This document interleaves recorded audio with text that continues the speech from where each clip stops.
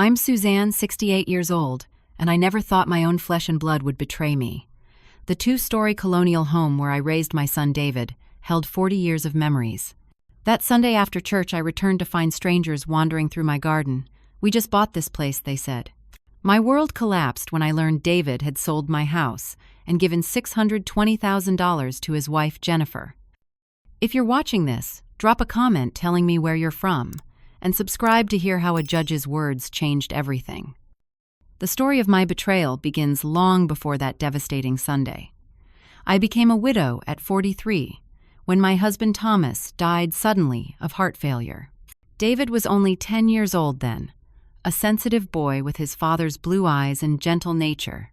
Thomas and I had purchased our colonial home in Lexington, Massachusetts, as newlyweds scraping together every penny for the down payment on what we knew would be our forever home. Our little corner of New England became my sanctuary after Thomas passed. The sprawling garden in the back with its stone pathways and Thomas's hand-built gazebo became my therapy.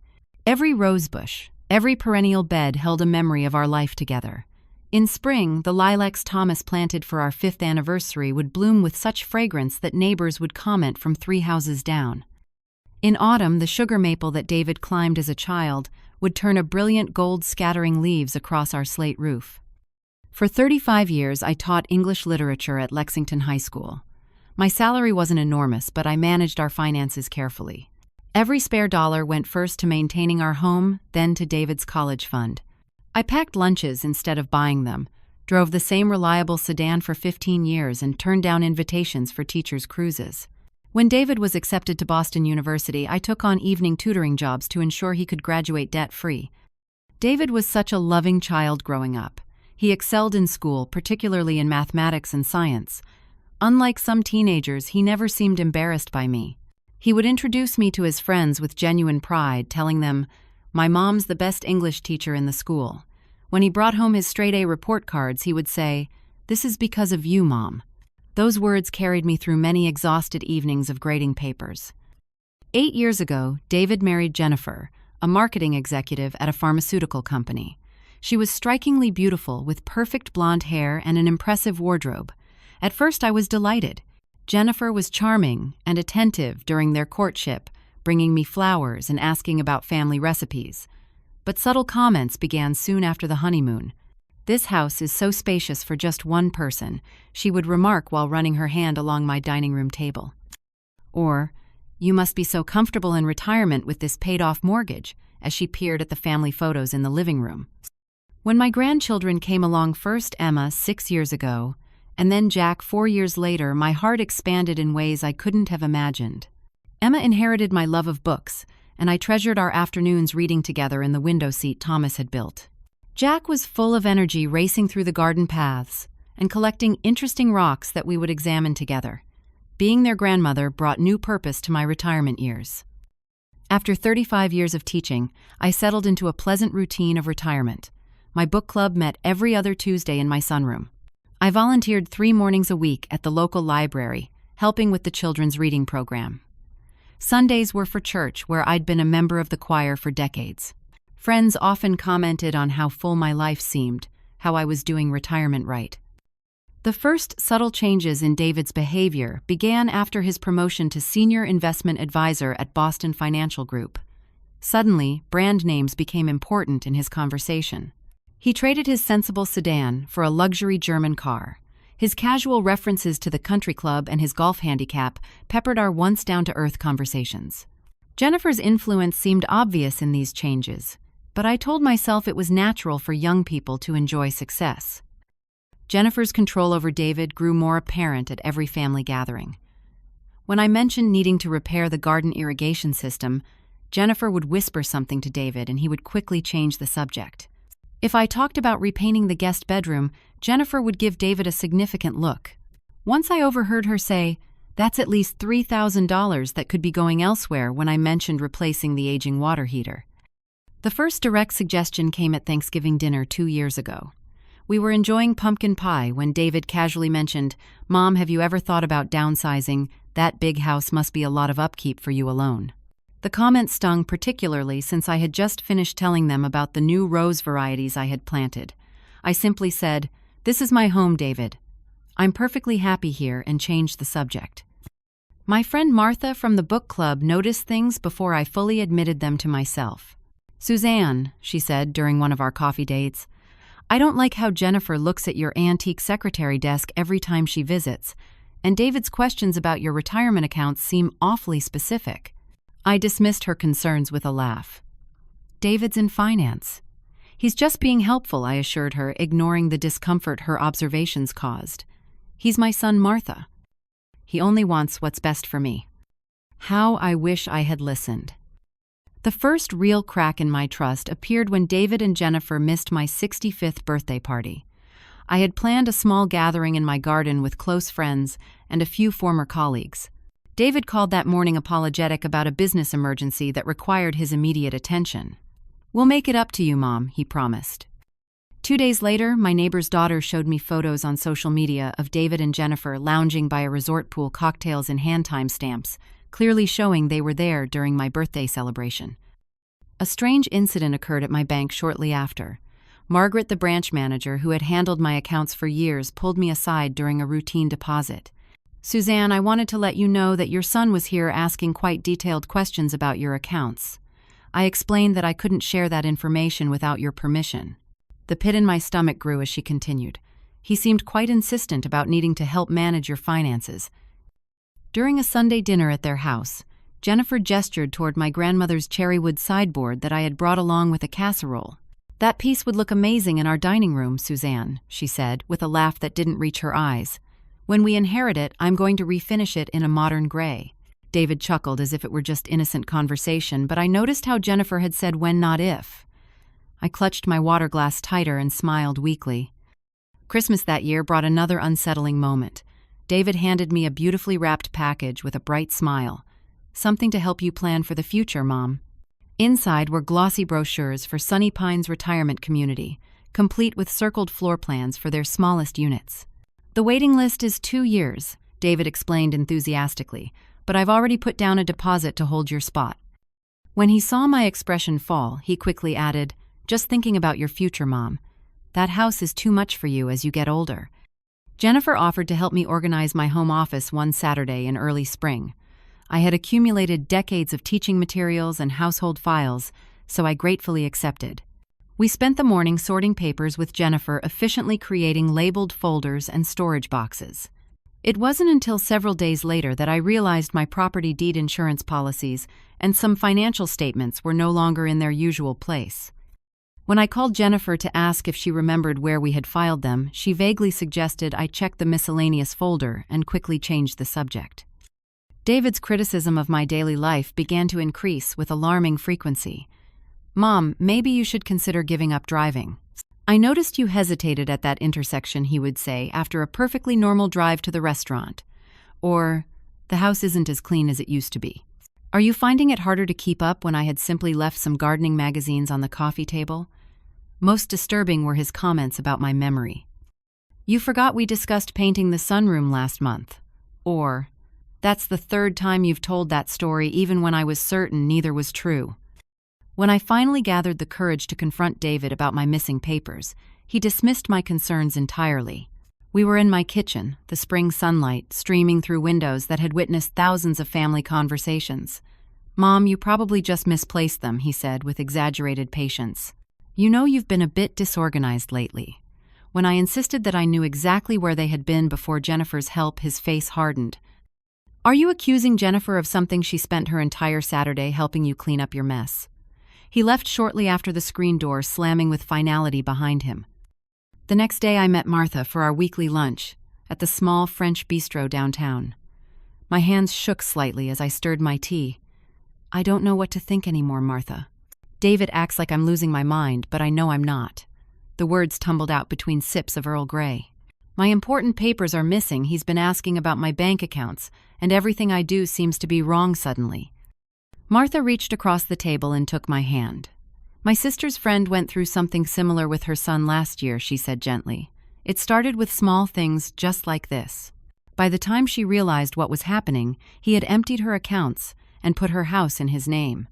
The term elder financial abuse hung in the air between us, though Martha was kind enough not to say it directly. David would never do that, I protested.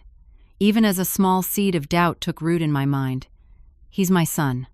I raised him better than that. But later that night I found myself lying awake, recalling the missing papers, the retirement community brochures, and Jennifer's covetous glances at my possessions. Was I being paranoid, as David suggested?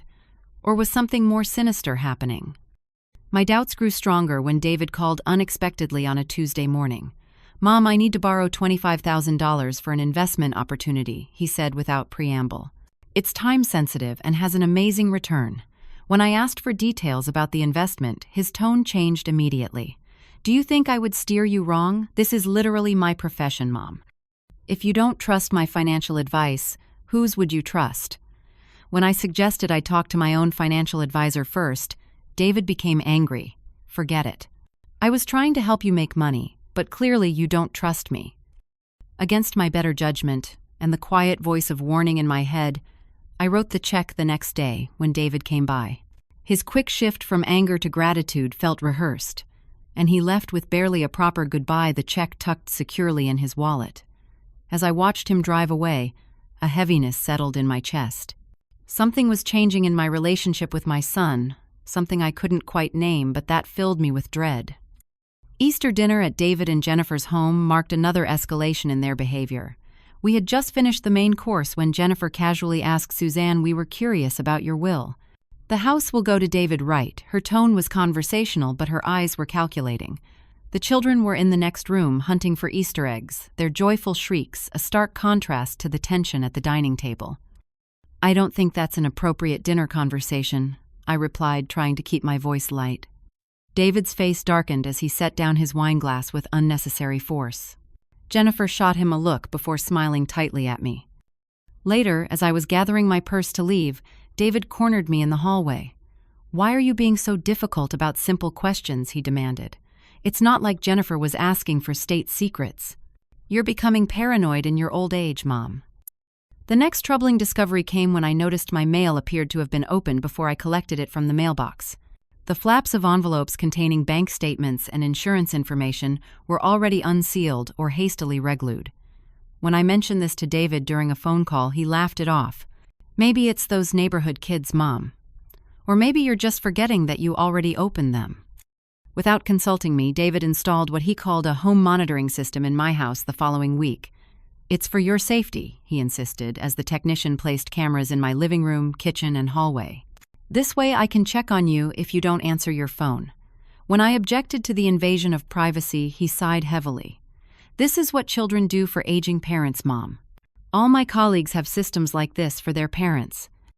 The suggestions about my mental acuity became more frequent and pointed. If I disagreed with David about anything from politics to the weather forecast, he would exchange glances with Jennifer and say Mom's having one of her confused days. When I misplaced my reading glasses, which every person my age occasionally does, David immediately suggested it might be early signs of dementia. Each comment felt like a small cut, painful but not quite damaging enough to confront directly.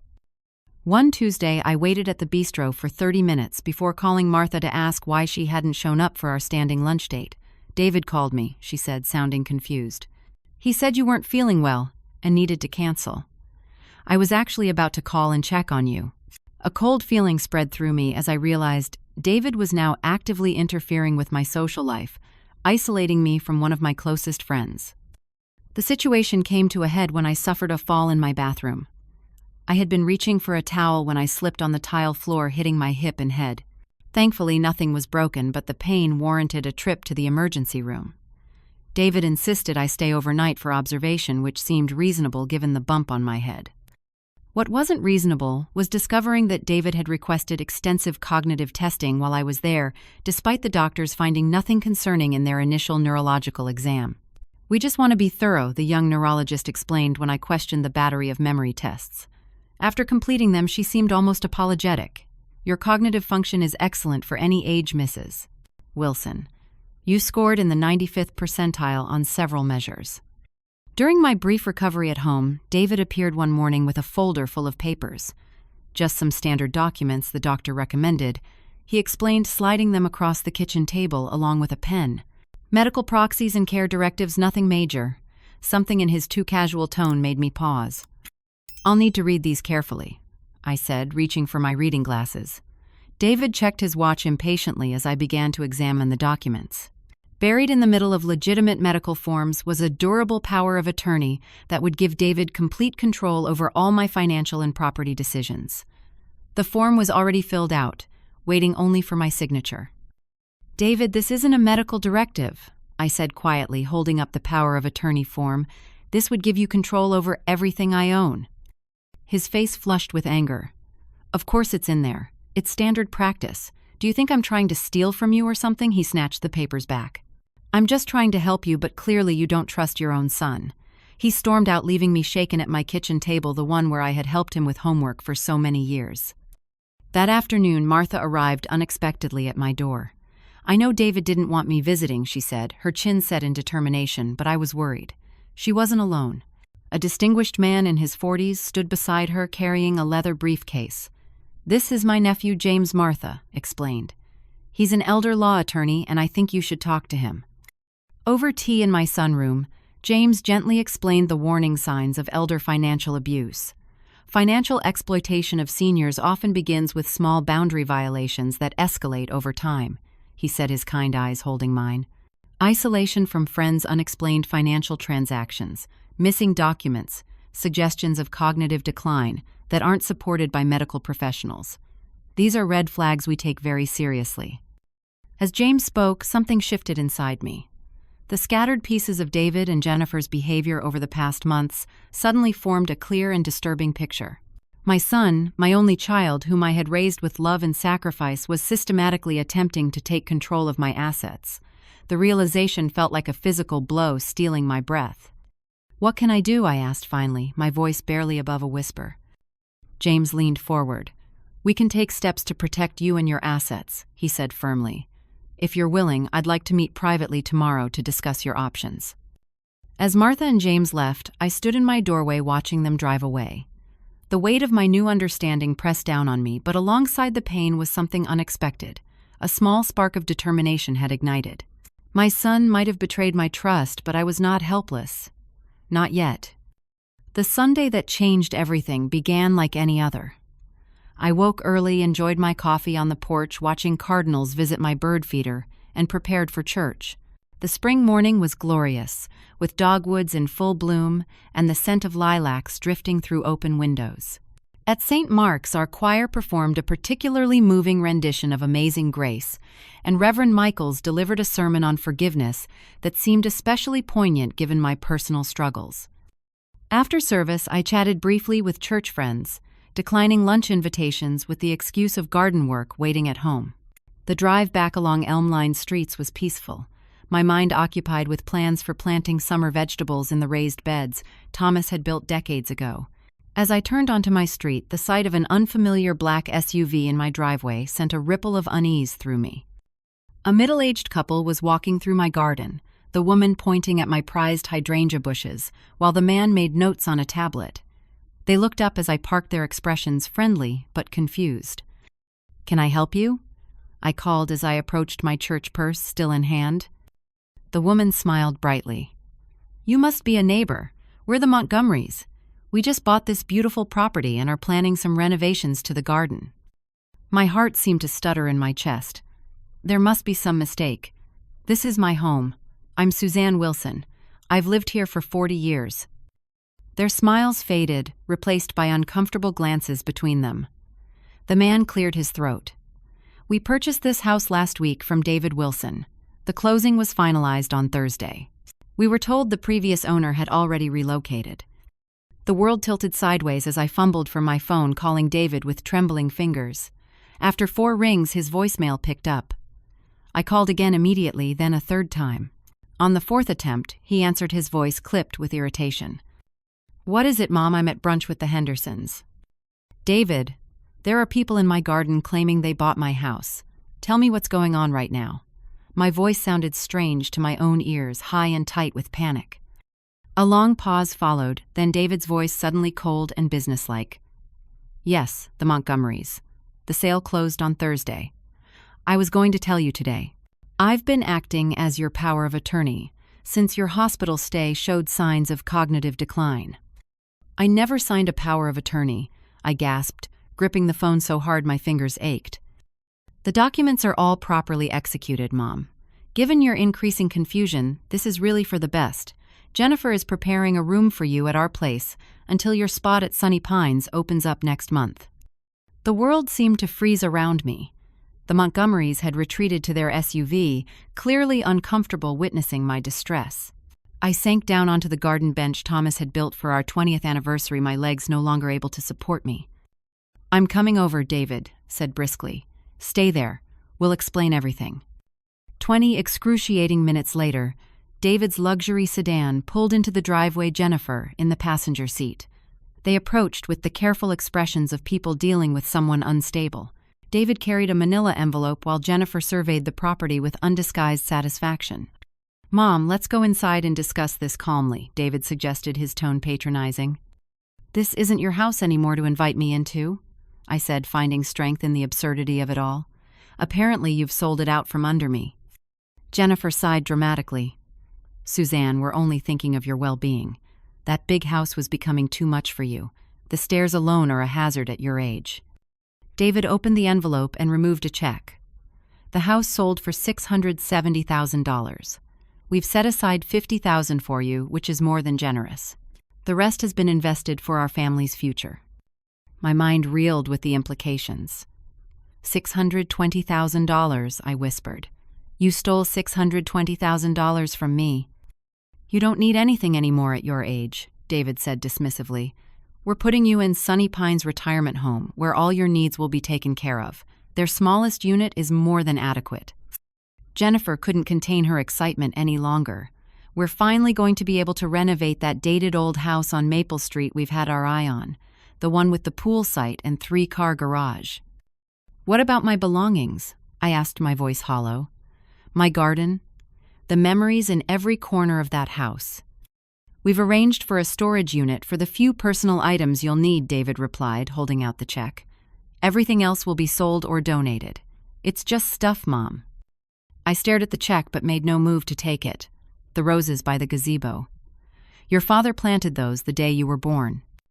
David's jaw tightened. "This sentimentality isn't helpful. You have 3 days to pack what you want to keep. The Montgomerys are eager to begin renovations." The couple in question had remained in their vehicle, witnesses to the dismantling of my life. The woman's face reflected horror and pity as she watched through the windshield. "How could you do this?" I asked, tears finally breaking free. "I'm your mother. I gave up everything for you." Jennifer tugged at David's arm. "We should go. She's getting hysterical and the Hendersons are waiting." They left the check on the bench beside me and walked back to their car without a backward glance. As they drove away, I collapsed, completely, sobs tearing from my chest. The home where I had raised my son, loved my husband, built my life for 40 years, had been sold without my knowledge or consent. The garden where Thomas's ashes were scattered under the rose bushes would soon be bulldozed for someone else's vision. Through my tears, I dimly registered the Montgomerys approaching cautiously. "Mrs. Wilson," the woman said gently, "would you like us to call someone for you?" Somehow I managed to nod and whisper Martha Collins before giving them her number from my phone. As they made the call, I sat surrounded by spring flowers that no longer belonged to me, feeling as uprooted as if I'd been physically torn from the soil of my life. 30 minutes later, Martha's sedan screeched into the driveway. Her face was a mask of fury as she helped me to her car. "Don't worry about anything right now," she said, her arms strong around my shoulders. "You're coming home with me, and we're calling James immediately. What David has done is not just cruel, Suzanne. It's criminal." As we drove away, I turned for one last look at my beloved home, wondering if I would ever see it again.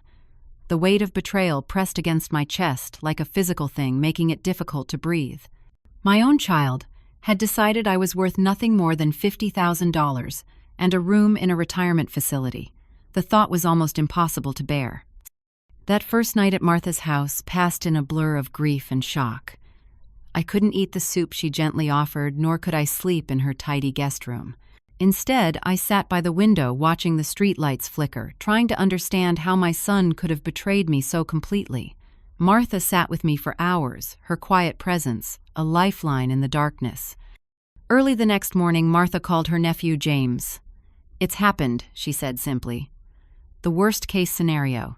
Can you come right away?" Within an hour, James arrived with another attorney, a sharp-eyed woman introduced as Elaine Gorman, who specialized in elder fraud cases.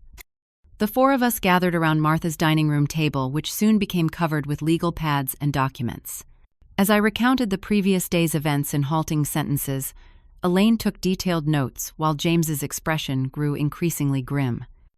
"Actually, Suzanne," James said when I had finished, "there's something you should know." He exchanged glances with Martha before continuing. "This isn't the first time we've discussed your situation." Martha reached for my hand across the table.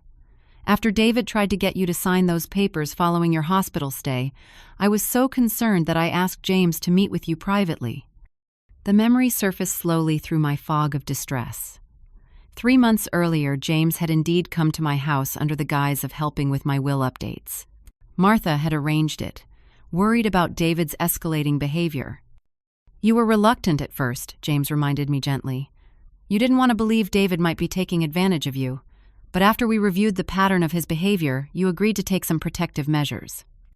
The meeting came back to me in fragments, James patiently explaining the concept of an irrevocable trust, my disbelief gradually giving way to painful clarity. The documents I had signed in his office downtown, notarized and filed immediately. "We established an irrevocable trust for your home and major assets," James explained, pulling a folder from his briefcase. "You transferred ownership of your house to the trust with yourself, as the beneficiary, and Martha as the trustee. This was completed and recorded with the county 3 months ago." Elaine looked up sharply. "Which means David couldn't legally sell the house. If he used a power of attorney to execute the sale after the property was already in the trust, that's fraud, plain and simple." "But I never signed a power of attorney." I insisted, the fog in my mind clearing slightly with indignation. James nodded grimly, "Which means he either forged your signature or coerced you in some way. Either scenario constitutes elder abuse and fraud." "We need to move quickly," Elaine said, already pulling out her phone. "First, we need to report this to the police, as both fraud and elder abuse. Then we'll file for an emergency injunction to stop any further transfer of assets and freeze the proceeds from the fraudulent house sale." Within an hour, Detective Angela Williams from the Elder Crimes Unit sat at Martha's table. A compact woman with keen eyes and a no-nonsense demeanor, she took my statement with professional compassion, asking clarifying questions and documenting everything meticulously. "Unfortunately, Mrs. Wilson, these cases are far too common," she said as she reviewed my timeline of events. "Adult children see their parents' assets as their future inheritance and get impatient. Add financial pressure or a greedy spouse, and the situation often escalates to what you've experienced." The detective explained that they would obtain copies of the fraudulent power of attorney, the property records, and the closing documents from the sale. "We'll also need bank records showing where the proceeds went," she added, making notes in her file. "I believe they went directly to Jennifer's personal account," I said, remembering David's words about investing for our family's future. Detective Williams raised an eyebrow. "That will make our case even stronger. Money from the sale of your property should have gone to you, not your daughter-in-law's personal account." By afternoon, James and Elaine had filed emergency court papers, seeking an immediate injunction to halt the house sale. "The judge has granted a temporary freeze on the proceeds," James reported after a series of rapid phone calls. "The bank has been notified not to release or transfer funds from the sale." Elaine had also engaged a private investigator to gather additional evidence. 2 days later, he reported finding disturbing online searches on Jennifer's laptop, including queries about selling house without owner knowing, convincing judge of parents' incompetence, and hiding assets from elder care. Costs. "They've also been living well beyond their means," the investigator reported. Credit card debt in excess of $60,000, a second mortgage on their current house, and 3 loans against David's retirement account. They were underwater financially before this scheme. This information both relieved and devastated me. While it strengthened our legal case, it revealed the desperate financial motives behind my son's betrayal. The child I had raised had become a man willing to steal from his mother to maintain a lifestyle he couldn't afford. "How could I have missed this?" I asked Martha one evening, as we sat on her porch, the spring twilight settling around us. "How did I not see what David was becoming?" Martha squeezed my hand. Love makes us blind sometimes, especially parental love. You saw the son you raised, not the man he chose to become. That's not your failure, Suzanne. It's his. As the legal machinery moved forward, I wrestled with my conflicting emotions. The maternal instinct to protect my child warred with my justified anger and need for justice. James gently reminded me that holding David accountable might be the only way to eventually repair our relationship. Sometimes the most loving thing we can do is allow people to face the consequences of their actions, he said during one of our strategy sessions. David needs to understand that what he did was not just morally wrong but legally criminal. That recognition is the first step toward any possible reconciliation. By the end of the week, we were preparing for our first court appearance. The night before, I barely slept, torn between dread at facing my son across a courtroom and determination to reclaim what was rightfully mine. Martha found me at dawn, already dressed, and sitting in her kitchen. "Whatever happens today," she said, placing a cup of tea before me, "remember that you're not alone in this. And you've done nothing wrong by standing up for yourself." Her words strengthened me for the battle ahead, a battle I never imagined fighting against my own child. The county courthouse was an imposing structure of granite and marble, its weight and solidity, offering some comfort as we climbed the broad steps. James and Elaine flanked me protectively, with Martha following close behind. My hands trembled slightly as we passed through security, but I held my head high, drawing strength from the rightness of our cause. In the austere courtroom, with its dark wood paneling and atmosphere of solemn authority, I spotted David and Jennifer immediately. They sat at a table with a slick-looking attorney whose custom suit and gold cufflinks screamed expensive. David looked confident, even smug, while Jennifer studied her manicured nails with affected boredom. Neither acknowledged my presence as we took our seats at the opposite table. Judge Eleanor Harmon, a woman in her 60s with silver-streaked hair and penetrating eyes, entered the courtroom. After the formalities of opening the emergency hearing, she reviewed the filings before her with methodical thoroughness. When she finally looked up, her gaze swept between the two tables with careful neutrality. "This is a serious matter," she began. "Mrs. Wilson alleges that her son fraudulently sold her home using a power of attorney. She claims she never signed, then diverted substantial proceeds to his wife's personal account.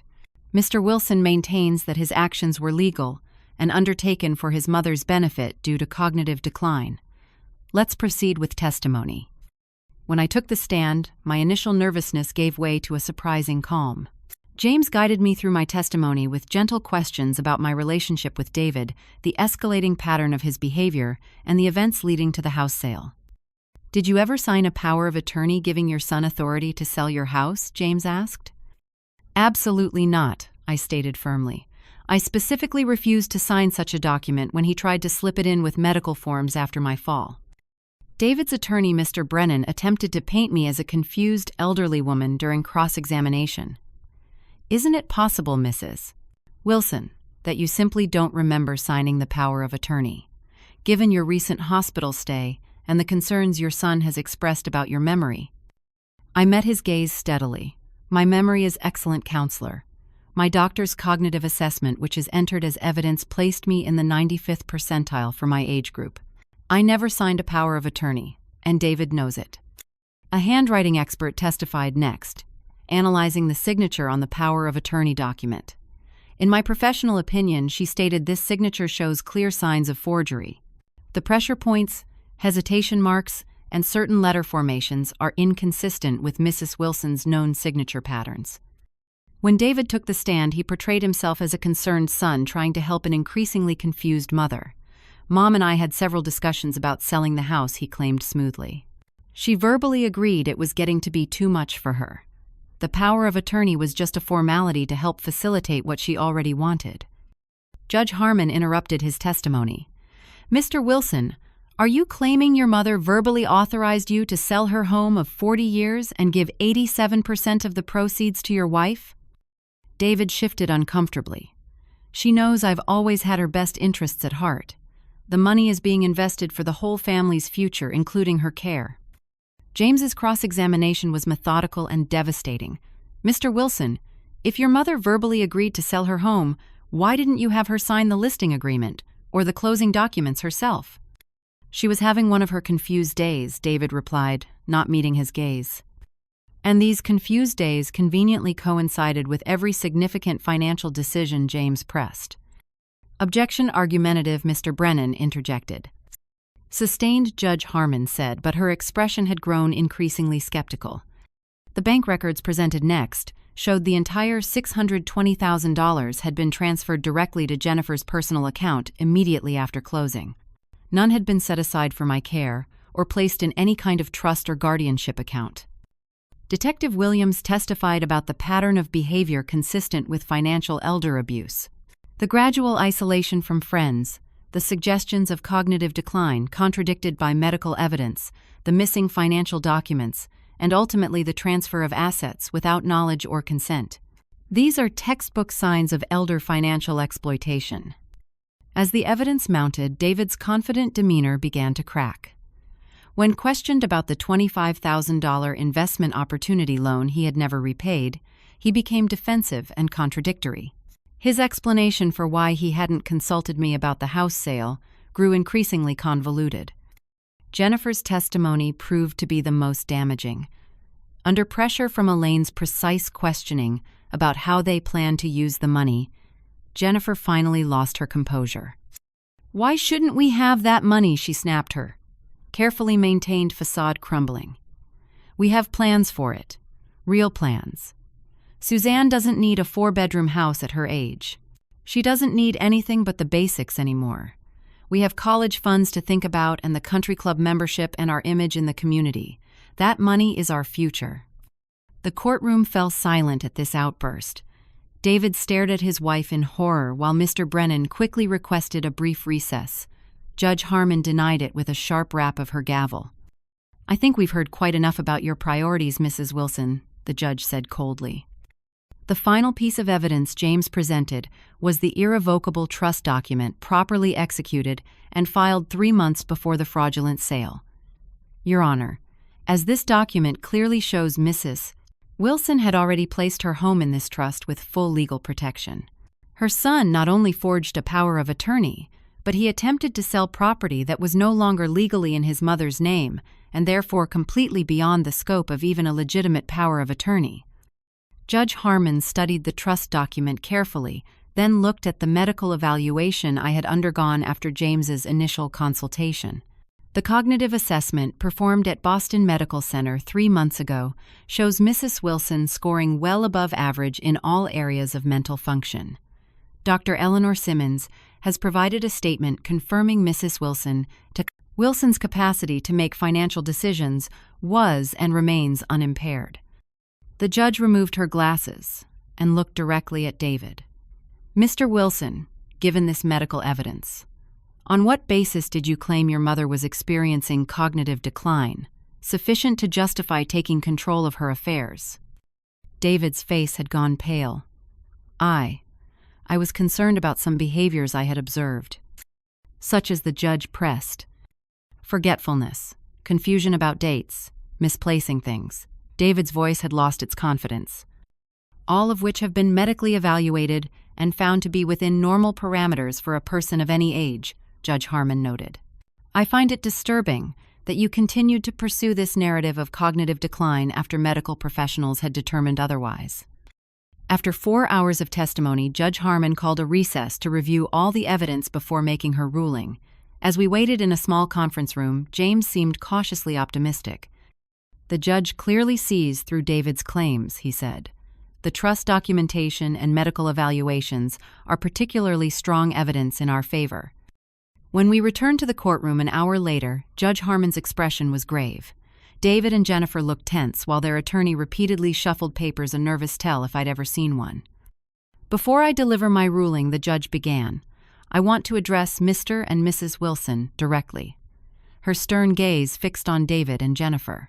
"In my 25 years on the bench, I have seen many troubling cases of elder abuse, but few have been as calculated and cold-blooded as what I've witnessed in this courtroom today." The weight of her words seemed to press David deeper into his chair. Jennifer stared straight ahead, her face a rigid mask. "What you have attempted to do to your mother, Mr. Wilson, is not just legally actionable, but morally reprehensible. The evidence of your deliberate campaign to isolate her, undermine her confidence, and fraudulently seize her assets is overwhelming. As Judge Harmon continued her scathing assessment, I felt no triumph, only a profound sadness.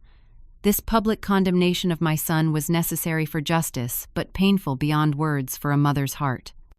Judge Harmon began her final ruling with words that resonated through the hushed courtroom. Elder abuse is one of society's most shameful crimes. It violates the sacred trust between generations and preys upon those who have given us life and love. This court will not tolerate such exploitation, particularly when perpetrated by family members who have a special duty of care. Her ruling was comprehensive and decisive. The house sale was declared fraudulent and nullified, with all closing documents rendered void. The full $670,000 was ordered, returned to a court-supervised account within 48 hours, along with an additional $50,000 in punitive damages. The title would be restored to the trust with Martha, continuing as trustee. Most significantly, Judge Harmon referred the case to the district attorney for potential criminal charges against David for fraud, forgery, and elder abuse. The evidence presented suggests criminal wrongdoing that goes beyond civil remedies, she stated firmly. Finally, she issued a temporary restraining order preventing David and Jennifer from contacting me for 60 days. During this cooling-off period, I strongly suggest both parties seek professional counseling to determine if any form of relationship can or should be salvaged. As the gavel fell finalizing the ruling, I experienced a complex wave of emotions. Vindication, yes, but also profound grief. I had won back my home and financial security, but at the cost of my relationship with my only child. David and Jennifer left quickly, avoiding eye contact with anyone.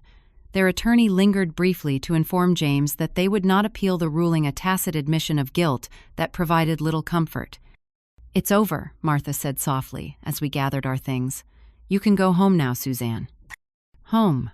The word held both comfort and uncertainty. James arranged for a police escort to accompany us to the house the following morning, unsure of what condition we might find it in. My fears were justified. Although the Montgomerys had not yet moved in, David and Jennifer had already begun emptying the house. Many of my most precious possessions were gone.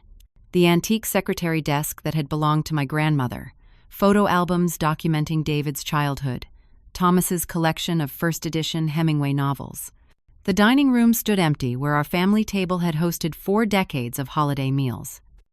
"We can file additional claims for the missing items," James assured me as I stood in the stripped living room, trying to process yet another violation.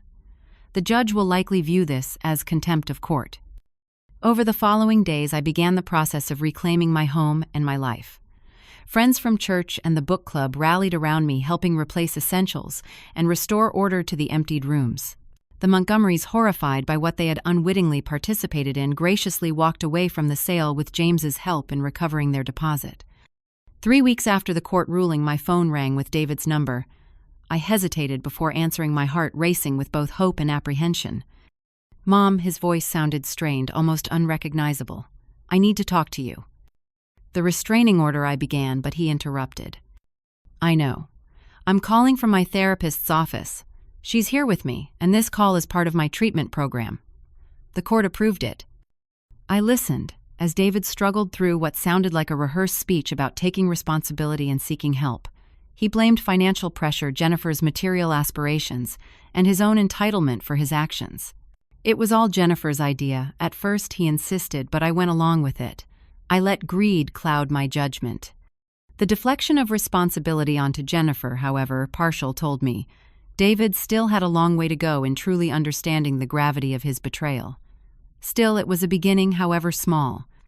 "I need time, David," I said finally. "What you did wasn't just illegal. It broke something fundamental between us." "I know," he whispered. "I just wanted you to know I'm getting help. And I'm sorry, Mom. So sorry."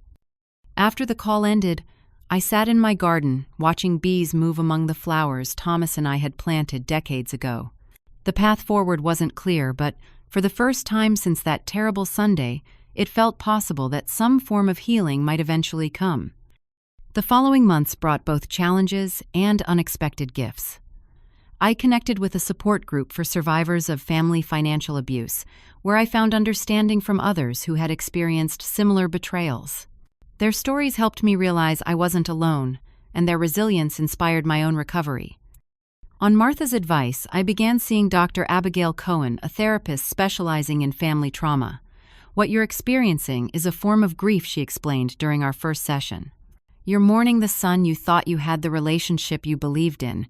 That loss is real and deserves to be honored." James helped me establish additional legal safeguards for my future, including an expanded trust with clear provisions for my care should I eventually need assistance. We also set up educational funds for Emma and Jack that David and Jennifer couldn't access or control. 6 months after the court case, a letter arrived from my grandchildren. In carefully printed letters, Emma wrote that she missed our reading sessions while Jack had drawn a picture of the two of us examining rocks in the garden. Their innocent longing pierced my heart, reminding me that they were also victims of their parents' actions. With Dr. Cohen's guidance, I began carefully reestablishing contact with Emma and Jack through supervised visits arranged by a family court mediator. Seeing their faces light up at our first meeting in the neutral setting of a park brought both joy and pain.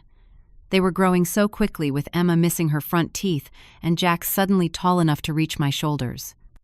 "Grandma, can we come see your flowers again sometime?" Emma asked as we fed ducks by the pond. "I hope so, sweetheart," I answered truthfully. "I'm working on making that happen." The road to reconciliation with David remained uncertain. He continued therapy and had, according to mutual acquaintances, separated from Jennifer. Whether these changes were temporary or represented genuine growth, only time would tell. I had learned the hard way that trust once shattered could not be instantly restored, even with one's child. One unexpected positive outcome from my ordeal was finding purpose in helping others. I began volunteering with the Elder Rights Alliance, speaking to seniors about protecting themselves from financial exploitation. Using my own experience as a cautionary tale helped transform my pain into something constructive. Knowledge is power, I would tell my audiences of silver-haired listeners. And having legal protections in place isn't about distrust, it's about ensuring your wishes are respected no matter what. The betrayal by my son taught me painful but valuable lessons about family trust and resilience. I learned that love doesn't guarantee honorable behavior, and that setting boundaries isn't selfish but necessary.